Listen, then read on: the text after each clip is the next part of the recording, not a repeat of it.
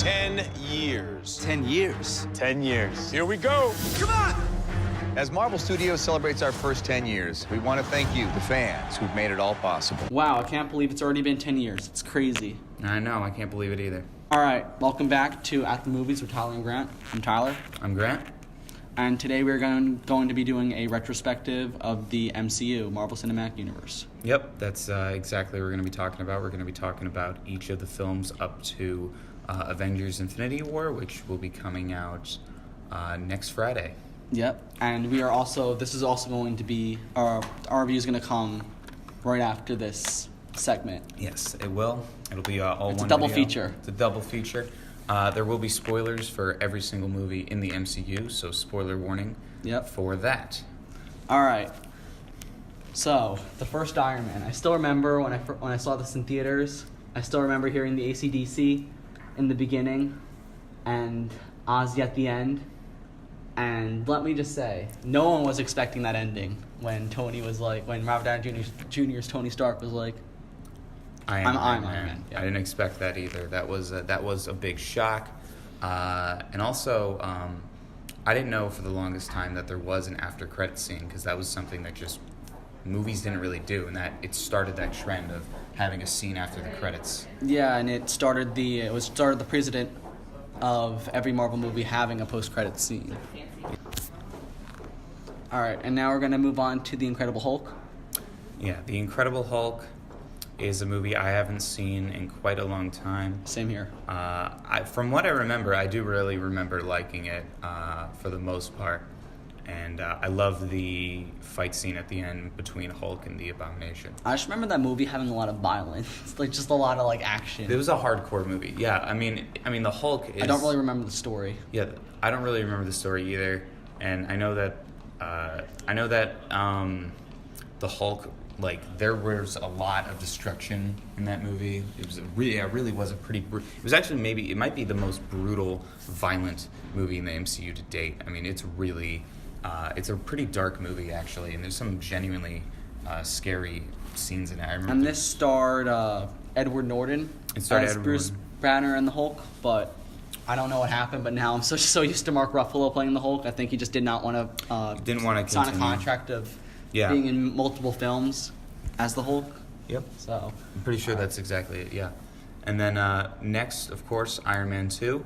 Pretty divisive movie for a lot of people. Mad. I thought it was pretty mad as well. Whiplash was overhyped. I somewhat enjoyed the final fight scene with War Machine and Iron Man. Yeah, Iron Man 2 established War Machine.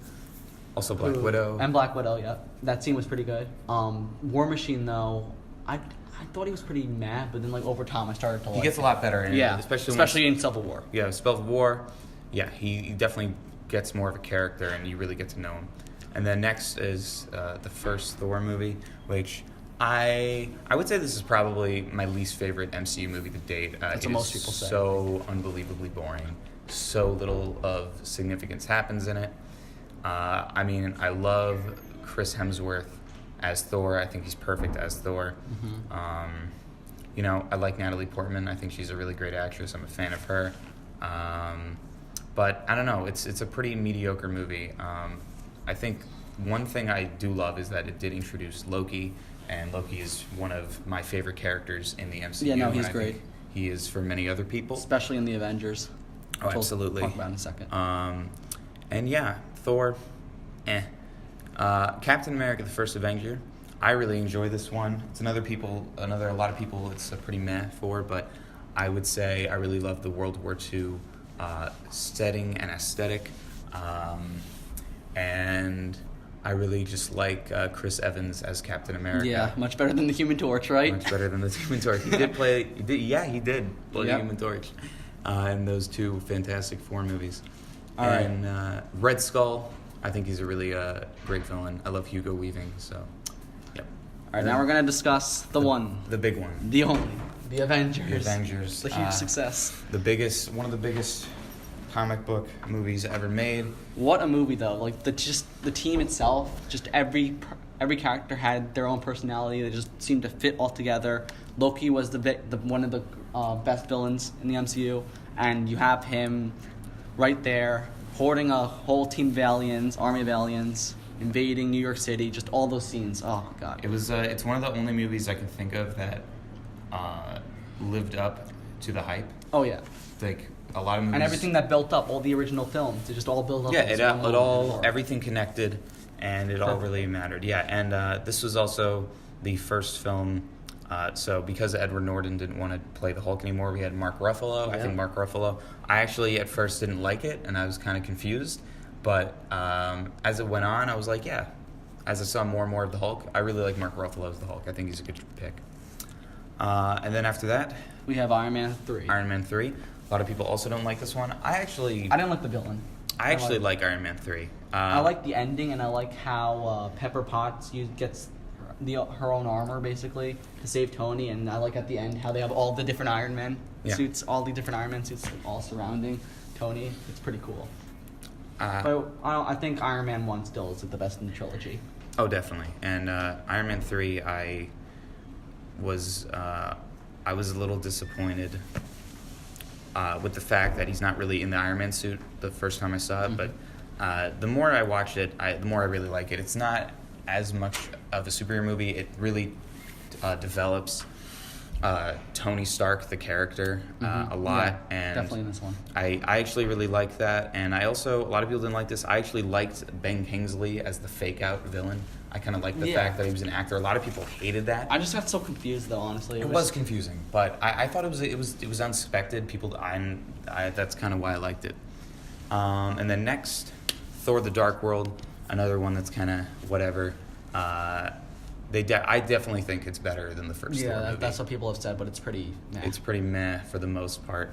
Then Captain America: The Winter Soldier, which is, I think, by far, I would say it's my favorite MCU movie. Yep, and this also started the Russo brothers directing the MCU films, and the Russo brothers are by far, I think, one of the MCU's best directors.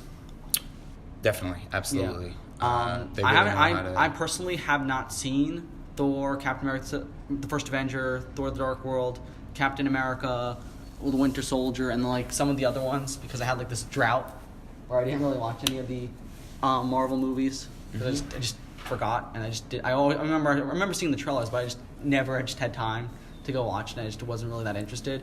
But yeah, with all the great reviews that Winter Soldier got, I kind of do want to go back.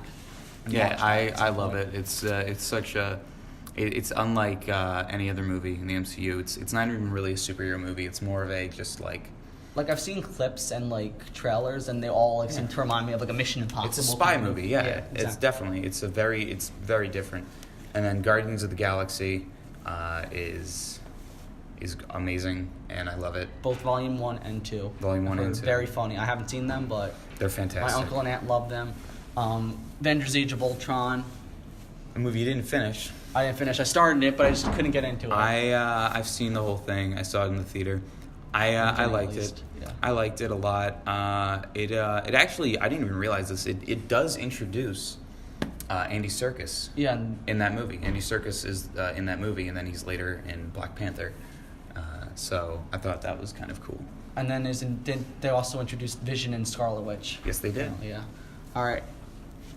Ant-Man is one of the most unique ones in the whole I heard MCU. it's very funny. It's like kind of like the MCU Deadpool. It's like an Ocean's. I mean, it's not like that inappropriate funny, but I'm saying it's like funny. Yeah, it's like it's a heist movie at heart. It's kind of like mixing Ocean's 11 with a superhero movie.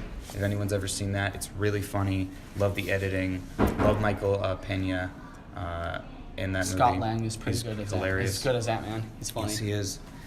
And then after that, of course, Civil War. Yeah. What a movie. I would say Civil War, honestly, had bigger build-up to it than the Avengers, honestly. Oh, yeah, no, because every trailer just built up so much hype. As soon as you saw Spider-Man landing on the car. That was nuts. In the second trailer, I was like, holy cow. And this the music, too. Like, in the first trailer, like, dun, dun, dun. It's just that epic music that just got me right into it. I'm like, I'm seeing this movie. Absolutely. Who cares if I didn't see the other two Caps? I'm seeing this one. Yeah. Doctor Strange. I heard that one got mixed reviews. I saw the trailer. It looked interesting. I actually but it just didn't appeal I to actually me. watched that on Netflix. I'm not even gonna lie. I did not like. I didn't. Nothing about that interested me at the scene in the theater. I watched it on Netflix though. I did enjoy it. It's definitely a very different movie, but I do enjoy it a lot. Yeah, so we already mentioned Guardians 2. Guardians so 2 we're gonna is skip phenomenal. over that. And then Even though Spider-Man: it's- Homecoming, which is like it's like a mix of a superhero movie and a John Hughes movie. It's like a perfect. It's honestly yeah. a better like teen comedy than it is a superhero movie. I'm just gonna say though that Spider-Man Homecoming, I felt like was a little bit too techy, too like Iron Man, like his whole suit system. But I liked. I mean, Iron Man did make it. Yeah, no, I know that. But I'm saying I liked the fact that they introduced the Iron Spider at the end. I just like how Tony was his mentor, and I really hope. And I love the Chris Evans, the Captain America little segments. They were hilarious. I love the end credits scene Oh yeah. of Captain America where he just walks out and he's like, "Hey, I know you've been waiting this whole time for this end credit scene, but it's gonna suck." That's basically what it was. That was really weird. But anyway, Michael Keaton as Vulture, amazing. I really cannot wait to see who they get to play the next villain. I really hope it's like I can't wait to see more of actually Michael Keaton's character also in later movies. if they have them. And I just would like like Spider-Man: Homecoming, definitely better than the Amazing Spider-Man 1 and 2, but I still think that the Sam Raimi trilogy is still the best one. Especially the first two. I would agree with that. Actually, especially, I know a lot of people talk about how amazing Spider-Man 2 is, but I love the first Sam Raimi Spider-Man movie the best. Thor Ragnarok, I saw. I don't believe Tyler did. I did not. It's kind of like they finally just figured out what the hell they were doing with Thor, and they made him a really likable character that has a lot of great comedy in it. I think it's hands down the best Thor movie, and they kind of take a lot of inspiration from Guardians, but it definitely. Yeah, no, I heard it's very funny, and I like how apparently I spoiled myself for the end credit scene, the post credit scene, and it does set up Infinity War with Thanos' ship. Very well, actually. And it also explains how Thor's eye comes out and what happens to his hammer. It does, yeah, and it does connect it to the Guardians universe kind of well because they're in space in that movie. All right, and now the one, the only, The big Black one, Panther. the one that made, I think, over $2 billion. Yeah, no, it's been. I think Worldwide, it's which is surpassed nuts. the Avengers. It surpassed the Dark Knight. I did not It's think crazy. it would make that much. It's Black Panther, yeah. I like it a lot. I liked it, I would yeah. say it's I would say Wasn't my favorite MCU movie. It's but kind of middle of the road. I would say it's definitely better than Iron Man 2 and 3. It definitely had a very good villain, though. It was as good, I think, as the original I would Iron say Man's villain. maybe it might be actually. I think the villain might be my favorite MCU villain. The villain is great. Killmonger, yeah. Yeah. So now, Infinity War. Yep, now we're going to segue into our Infinity War review.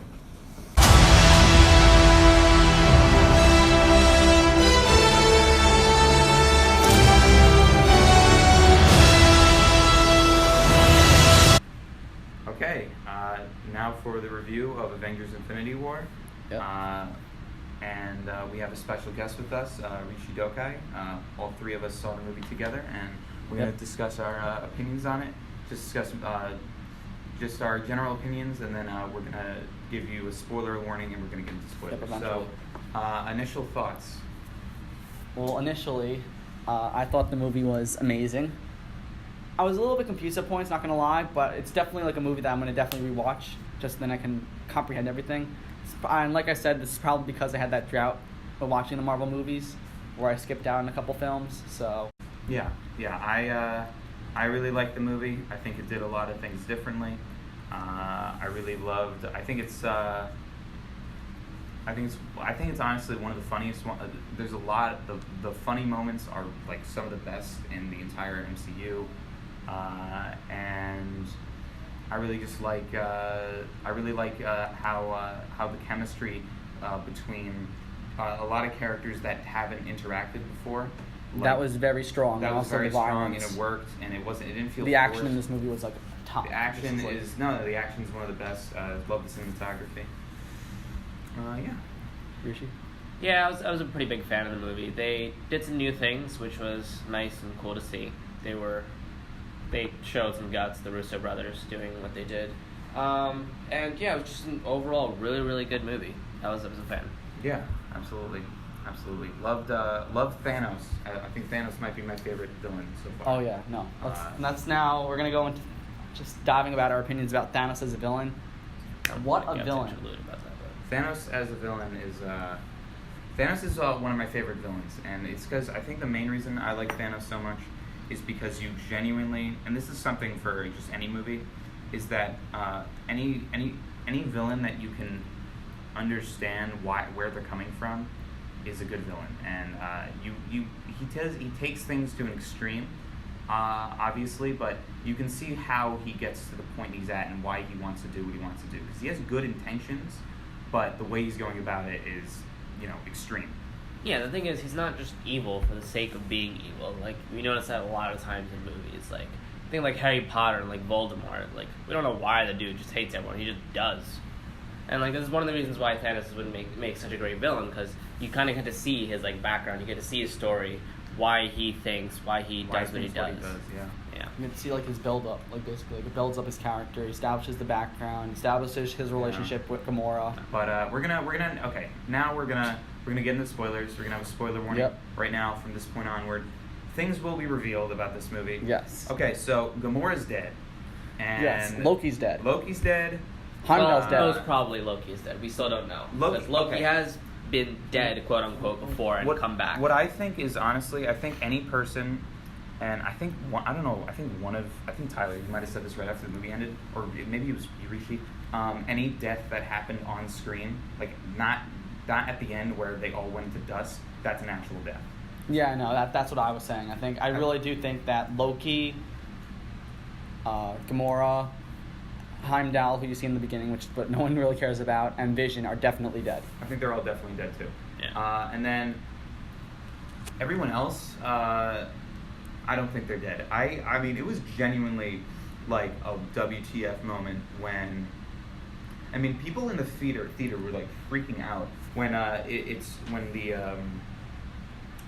half of the Avengers just like disappeared into dust, and there were people. As soon as Thanos made that snap, he makes the snap, and then there were also people like I didn't think they would. Like I genuinely did not. Like Spider-Man didn't make it to the end of this movie. Like I can't even believe that. Like that is, I think. And Black Panther too, because Black of the Panther success. The movie just came out. Yeah, I know. The movie literally just came out, made $2 billion. Next movie they just kill him off. It was nuts. They'll definitely be back though, and I think what's going to tie in with that is that time gen, which brings us to the Infinity Stones. So we know at the start of the movie we see Thanos already has one of the stones, and just gets the second stone as we start. Yeah, so he starts with the Space Stone, which is the Tesseract, which he got from Loki upon destroying it. And then he started with the Power Stone, which he picked off from Xandar. Which is another thing. Xandar apparently just completely got destroyed. Somehow the Guardians never heard of it. Annihilated. At the end of what he's referring to is at the end of the Guardians of the Galaxy 1, they get the Guardians get the Infinity Stone from what's his name? The Collector. The Collector. They protect it. They seal it. They give it to to that planet for them to protect it. And then in this movie, they don't even like explain how or why they just gave it up, or like did Thanos go there and steal it? Did he destroy the planet? Like what happened? They didn't explain it at all. So it just starts out with him having the stone. He's like, I'm like, wait, I'm a thing in the theater. I'm like, how does he already have one stone? I'm like, wait, what? So he starts with the Power Stone, Xandar. He then gets the Tesseract and he destroys it to get the Blue Stone, which is the Space Stone. He messes up Hulk at the beginning of the movie. Oh yeah. Oh my God, that was. Which is probably why Hulk keeps saying no every time Banner says Hulk, please. Like, no. Oh, that was one of the best He's things. scared. Yeah, I think I've heard people say, like reviewers just say that he was scared. That was actually one of the things I actually like the fact that Hulk and Bruce Banner are two different people. Like they're different personalities, and I think that was something that wasn't really funny. It was really funny. What were we saying? I'm sorry. So then we have the Tesseract, which is given to Space Stone, the blue one. Then we move on to, let's see, after the Space Stone, he goes to, I believe the next stone he gets is from the Collector, which was the Reality Stone, which is something that the Collector has collected, meaning being his name as such. He happens to collect things among the universe, and this Reality Stone was one of them. And so when half the Guardian Squad goes to the Collector, they see a they see a version where they actually get to kill Thanos, but that was just the reality gem in its full and great power.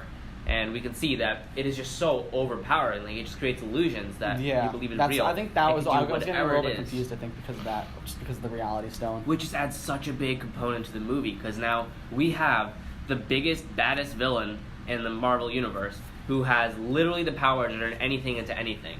Like, one of the scenes in the movie was he literally turns Star-Lord's gun into, when it shoots bubbles. He turns Drax into a bunch of little body parts. Of course, it's an illusion, they go back to normal. But with that kind of power, like, there's nothing that can resist him. No matter what you do, there's nothing you can do against him. I think the biggest, actually, all those stones are ridiculously overpowered, and I think the biggest thing that I'm worried about is I don't know, it's not the times, the one that Doctor Strange has. It's time. The time gem, The the Eye of time Agamotto. stone? That That- is going to be playing a very big part. That's gonna be because because no, finish your thoughts. Sorry.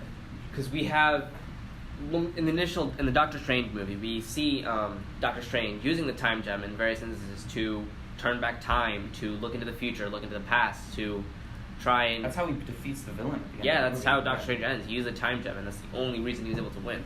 And we see the time gem. It didn't have too big of a role in this movie, but that makes me question that if the time gem is getting him back by the Avengers, any of the Avengers, it can be used to potentially go back in time before Thanos destroyed everything, and that would theoretically bring all our dead heroes, their favorite ones, like Bucky. And that will bring up a the other theory ones. later on that we'll discuss. I think about that's theories. I kind of it's something that concerns me because it kind of makes it so that there's basically no stakes at all, and it doesn't matter if someone dies because let's just use the time stone and just. I mean, it's kind of cool. I mean, it's cool. I'm not gonna act like it's not cool. Like that scene where Vision sacrifices himself, he dies, and then he's dead, and then Scarlet Witch is crying about it, obviously because of their connection, and then Thanos just comes in with the glove and just reverses time. I mean, that was nuts. That was insane. That was insane. Which brings us to the next Infinity Stone that they had, which was the Mind Stone, which is the one Vision has. Now, normally, we didn't, as viewers, didn't really care much about Vision in the sense where he was sort of just a robot. You know, we didn't really get to care much for the character. But in the beginning or mid-ish of the movie, we get to see Vision being as a human being, and we see like the relationship he has with Scarlet Witch. And we see that, you know, he can love and all that, which is besides the point. But we get to see like the human side of it when we start to actually feel for the character. I like that a lot. Yeah, I like Good the fact character that development. They fleshed him out a little bit more. He had a little bit of character. He had a little bit of character development in Civil War too, from what I remember. But they fleshed his character out a lot more, and Which is why when Thanos kills him, it's just so much worse because now we know the character that they killed. He's a great person. It does make it worse. Yeah, it does because also, the fact that like he does sacrifice himself and it doesn't even matter that he does. Like he does that and Thanos just reverses time, still gets the stone, and a lot of it is a lot of people I feel like are complaining online about how characters are kind of acting differently in this movie, and I think I would somewhat agree with that to a certain extent. A lot of characters say one thing in the movie near the beginning of the movie, and then they completely act different. Like I think when Doctor Strange, he says like, he says to like Tony Stark, like, if I were given the chance, Yeah, if there was a choice between having to save the Mind Gem, save you, or save Spider-Man, I would not hesitate to go for the Time Gem and let both of you die. Yeah, and then near the end of the movie, it's I mean, that exact moment occurs, and Doctor Strange chooses Tony Stark, Iron Man, instead of the Time Gem. That comes to a theory of mine, but I don't even think that's necessarily I think that's more not even just like a comic book thing. I think that's also just a emotional thing.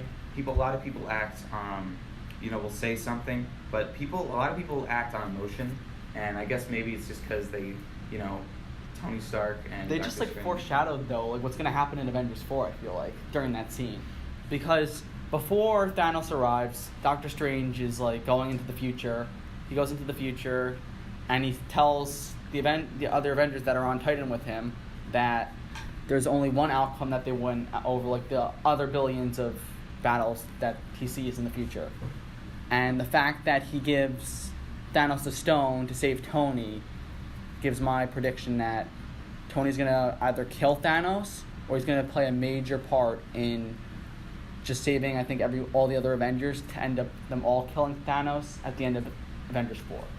I see what you're saying, but I think that sort of thank you, favor for favor, was kind of already done in the beginning, because we see Iron Man save Doctor Strange in the first place, Iron Man and Spider-Man, when Doctor Strange was captured in the ship where That weird could be it dude was too. doing weird needle stuff to his head. We see that they both save him, and I guess that was sort of Doctor Strange's thank you in a sense, whether it felt like it or not. So that brings us to the last gem, which Thanos actually acquired before the Mind Stone, but which was a Soul Stone. Now, the Soul Stone wasn't something that was explained in the movie. We hear about that Gamora happens to know the location, and that she makes Star-Lord promise that if it comes to the point where it's me or Thanos, you must kill me, because she happens to know the whereabouts of the Soul Stone. However, in the end, that didn't really matter. I mean, it did, but once Thanos got the Reality Gem, he was able to do what he wanted. And he got Gamora, and Gamora ended up telling the location of the Soul Stone because Thanos had Nebula, her sister. Captive. And that whole scene, what a surprising cameo by Red Skull. Oh yeah! Oh my God, that was nuts. Oh my yeah! I mean, the woman I was sitting next to in the theater, I was freaking out when that happened. She said, "Oh my God, what, Red Skull?" Like that was crazy. That I didn't see coming at all. And he dies at the end of the first Captain America movie. I know. So like they didn't really. Because he does have like that death appearance though. He has like that all like he's wearing like kind of like a Grim Reaper-esque, like kind of like black. Yeah, he's sort of like the over guardian, the Yeah. tomb guardian of the Soul Stone. And which brings us to the next part of... Now, the Soul Stone, that was acquired by Thanos, and how it was done was that he had to make a sacrifice. Since the Soul Stone, being of its nature, it was a life for a life, a soul for a soul.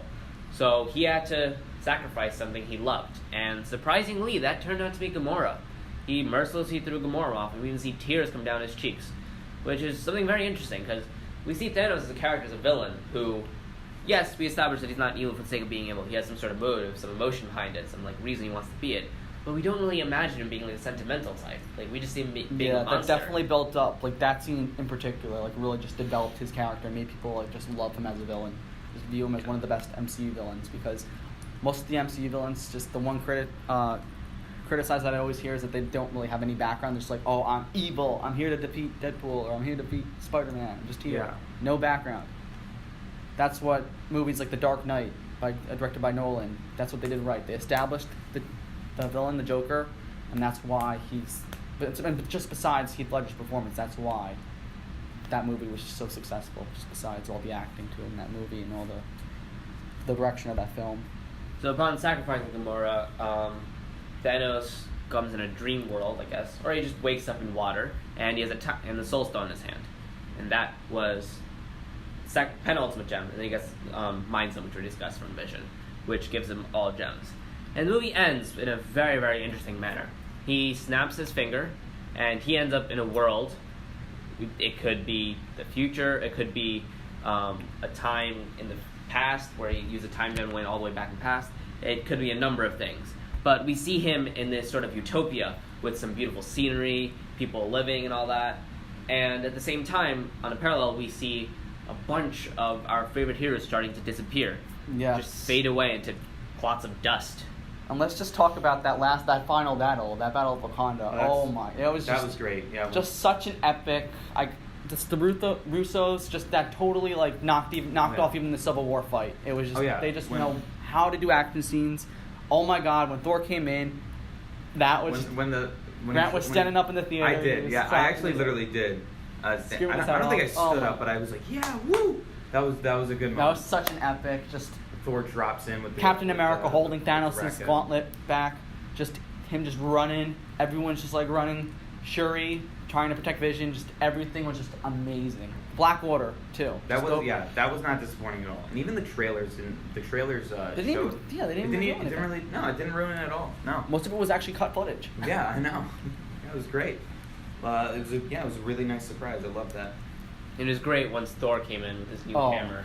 Which, That was- shout that out was to Terry my- Lannister for cameoing That in was it the as highlight Dwarf. of the film for me. That was definitely the highlight. Oh yeah, that was a huge shock. Came out with an axe. And then you hear the Avengers theme, do, do, do, Yeah. do, do. I'm like, Went Yeah, it was great. ham on everyone. There was a lot of great moments. Which brings us to predictions about what's going to happen. As previously stated, I believe the time gem is going to play a very big role because you can't just end the series with like, oh, you loved your character, oh, well, we're just going to kill them all. I doubt that's how it's going to end. It's going to have some sort of a happy ending, or not, who knows? But I believe is going to happen is time gems going to be a very big role, and time travel. they'll be able to, time travel going to be big. If they're somehow able to get their hands on that gem, they might be able to reverse time and fix all those issues before. Because in the movie, we see Doctor Strange using the time gem to go through some 14 million possibilities of the future. And when asked how many of those futures result in the Avengers, us winning, and Thanos losing, he said there was only one possibility. And that was never given any more thought. That was just there, and no other thought was given to it. So if there is that one future that does end in them winning, then maybe Doctor Strange calculated this, and that's why he gave the time gem. Or among a bunch of other things. That's actually a good point. Yeah, I didn't think of it like that. Yeah. That's why I already mentioned about my prediction about Time Stone, which is basically similar to Rishi's, except that either the Avengers get the gauntlet and they sacrifice their own lives, and they end up just by defeating Thanos, but they end up releasing everyone else that was dusted. But I really think that they're going to sacrifice themselves just to save everyone else. So the original, except probably Black Widow, maybe because she has her solo film, and maybe Hawkeye. No, Ant-Man and Captain Marvel are definitely going to stay alive. Which is Captain Marvel, which is another interesting. So the after credit scene, we see Nick Fury disappearing. Before he disappears, he drops a little thing, and on it shows a SOS signal to Captain Marvel. We see her logo. We don't know it's Captain Marvel for sure, but we see the logo signifying Captain Marvel. And she is confirmed. And it says received. So we can confirm that Captain Marvel is going to hop in and support. Either how she's going to do it, what she's going to do, that remains a mystery. That is to find out on Avengers 4. And that concludes our Avengers Infinity War review.